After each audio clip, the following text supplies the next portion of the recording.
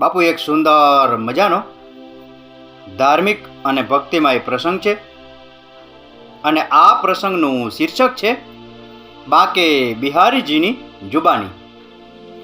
વૃંદાવનમાં એક કથા પ્રચલિત છે કે એક ગરીબ બ્રાહ્મણ બાંકે બિહારીનો મોટો ભક્ત હતો. એકવાર તેણે એક સાહુકાર પાસેથી થોડા પૈસા ઉછીના લીધા હતા. તે દર મહિને થોડા પૈસા એ સાહુકારને પાછા ચૂકવતો હતો.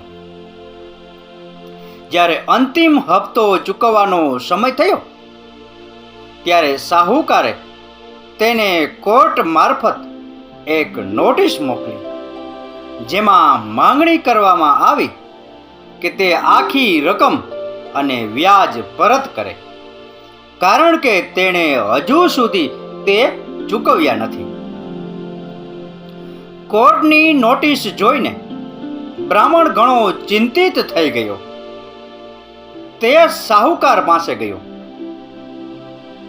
અને અનેક ખુલાસાઓ અને વિનંતીઓ કરી, પરંતુ સાહુકાર પોતાના દાવાથી અડગ રહ્યો. મામલો કોર્ટ સુધી પહોંચ્યો. ત્યાં બ્રાહ્મણે ન્યાયાધીશને એ જ વાત કહી, મેં બધા પૈસા સાહુકારને પાછા આપી દીધા છે. સાહુકાર ખોટું બોલી રહ્યો છે. મારી વાતનો તમે વિશ્વાસ કરો. ન્યાયાધીશે એ બ્રાહ્મણને પૂછ્યું, શું તમારી પાસે કોઈ સાક્ષી છે, કોઈ સબૂત છે જેની સામે તમે સાહુકારને પૈસા આપતા હતા? થોડો વિચાર કર્યા પછી તે બ્રાહ્મણે કહ્યું, હા, મારી પાસે સબૂત છે. બાંકે બિહારી મારા વતી જુબાની આપશે. જ્યારે કોર્ટે સાક્ષીનું સરનામું પૂછ્યું ત્યારે બ્રાહ્મણે જવાબ આપ્યો, બાંકે બિહારી વાસુદેવનો પુત્ર, બાંકે બિહારી મંદિર, વૃંદાવન. બ્રાહ્મણે જે સરનામું લખાવ્યું એ મુજબ ઉપરોક્ત સરનામે કોર્ટ દ્વારા સમન્સ જારી કરવામાં આવ્યું હતું.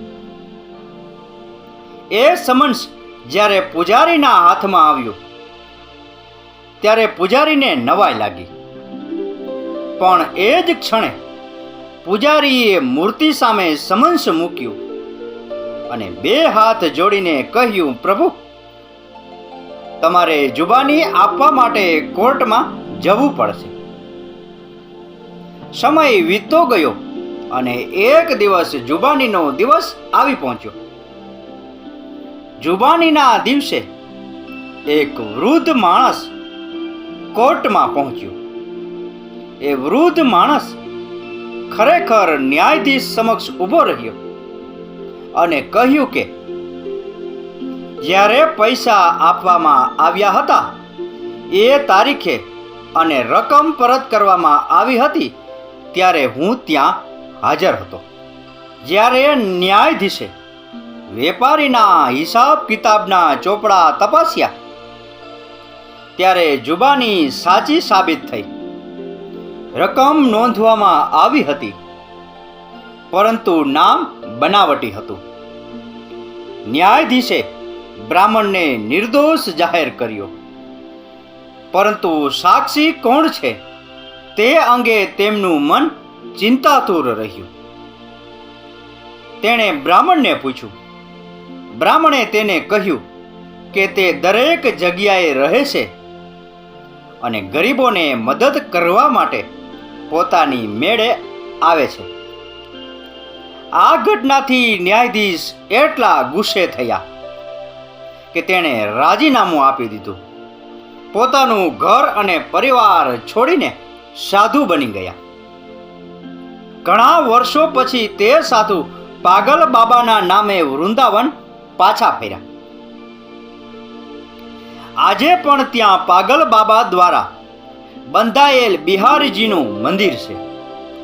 ખરેખર ભગવાનમાં જો સાચી શ્રદ્ધા અને વિશ્વાસ હોય તો ભગવાન આજે પણ આપણા કામ ઉકેલવા માટે કોઈને કોઈ રૂપે જરૂર આવે છે. બોલો વૃંદાવન બિહારી લાલ કી જય. તો બાપુ આ હતો બાંકે બિહારીજીની જુબાની વિશેનો પ્રસંગ.